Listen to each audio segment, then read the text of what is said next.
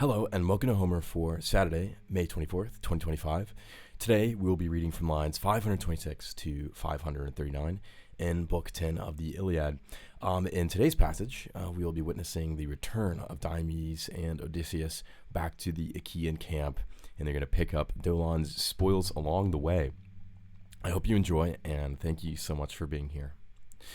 But when these, the two men, were now come to the place where they had slain the spy of Hector, that was Dolon, then Odysseus, dear to Zeus, stayed the swift horses, and the son of Tydeus, leaping to the ground, placed the bloody spoils in the hands of Odysseus, and again mounted.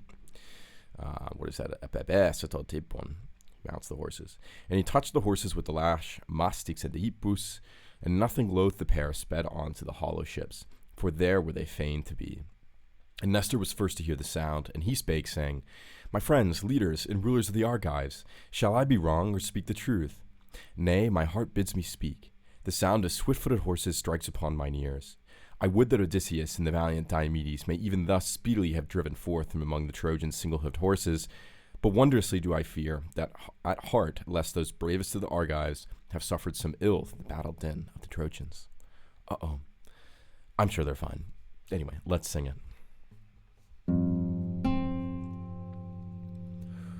Hoi toteteri kanon, hoi toteteri kanon otiskopon Hectoros ekton, en Odysseus menorruxedi pilosokeas hippus, tu deides de kamas de toron nara protoenta, en keres Odyssei tithe epipes totipun, Mastix and hippus totuca e conte me testen. Neas epicla porras tegar pion eple totu moi. Nestor de protos tuponaia ponesente. O piloi argeion hegetora sede medontes. Psausomae tumon erao keletai de metuomos. Hippon mo kupodon amphik tuposua utabale. Aigarde Odysseus te caio crateros Diomedes. Hora farecto on elasaiato mon nucas hippus. Al ainos de doi cacata frenamenti patoisin. Argeion reristo hypotro on orumagdu.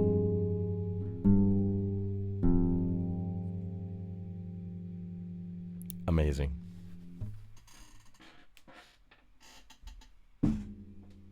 Sort of just, sniffling my way through the reading here. Fantastic. Or singing, or a lecture, or whatever that can be described as. Anyway. So what have we got going on here? Well, we have this, is it bright outside yet? We don't know yet. I guess that's what I want to know. Do we know if it's bright outside? Not sure, because Nestor hears the horses before he sees them. What is this? Yeah, to perceive, right? So he's the first to perceive. I think it's worth noting that Nestor is the oldest and the wisest of the best of the Achaeans that are remaining in the camp, right? Hoi aristoi hegatores ton in toi stratoi atena, argeion, right? The best of those who are in the camp, as opposed to aneo Diomedes kai Odysseus. Sorry, I'm just improvising in Greek. He is the oldest one, and he's also the first one to notice it. So what does that tell us about sensory perception and what we assume may be still the night, right? So first of all, he hears them, right, as opposed to seeing them. That gives us clues. That makes me think that it's still dark outside, right? And then second of all, just as we saw with the Hagetores, right, and the sort of like Aristoi, and the Trojans, and also in the Achaeans before that, they're the ones that are sleepless, right? Says, I think that's a common thread here. So he's like, oh my gosh, guys, like, maybe they're already awake, right? Because they were already debating about what to do, right? But he's like, oh my gosh, guys, I hear something, right? I hear this ktupos, atabale, right? And it's true that your senses do get better when you get older, fun fact. So they get more refined, I think, maybe we're witnessing a little bit of that taxonomy, that phenotypical resolution in the Iliad here. But I like this humility. O piloiarche on hege toricere medontes, right? So yeah. Shall I be wrong, or should I speak the truth, right? You guys that are hanging around, you ruling, leaders of the Argives, am I going to lie, psaos am I, atumon ereo, or am I going to speak truthfully, straight? Kelatai demetumos, right? But my heart bids me to do either one, right? Hipon mo kupodon amphik tuposu watabale, right? And they don't know that they stole the horses, so it's like, well, they left on foot, so why are they coming back on horses, right? Who knows how bad the Orumagdos could have been, right? Orumagdu, right? But it obviously wasn't too bad, and they also very quickly got the scouts' armor. Very sad about Dolon. He's already passed into unnamed territory. He kanon